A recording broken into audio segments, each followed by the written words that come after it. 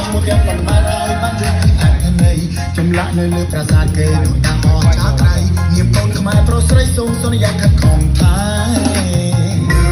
ជាមកពីទៅនៅប្រាសាទ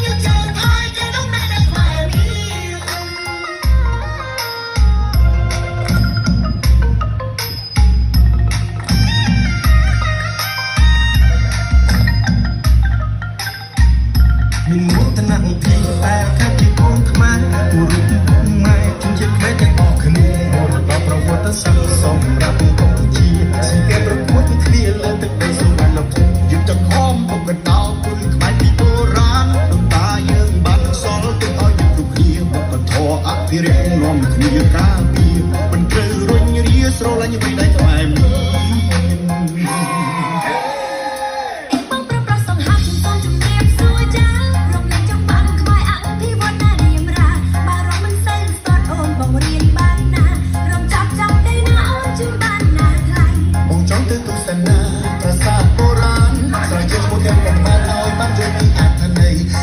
នៅលើប្រាសាទគេដូចដាក់អស់ចាក្រៃញៀមកូនខ្មែរប្រុសស្រីសូមសន្យាខិតខំថែ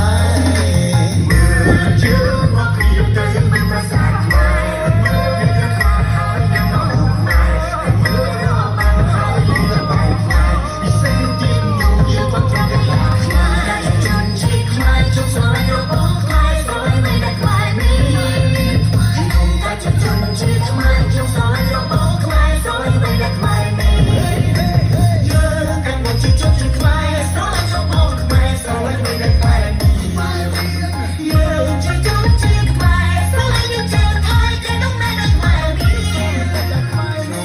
ជនជាតិខ្មែរខ្ញុំស្រឡាញ់របស់ខ្មែរស្រឡាញ់បីដៃខ្មែរមាន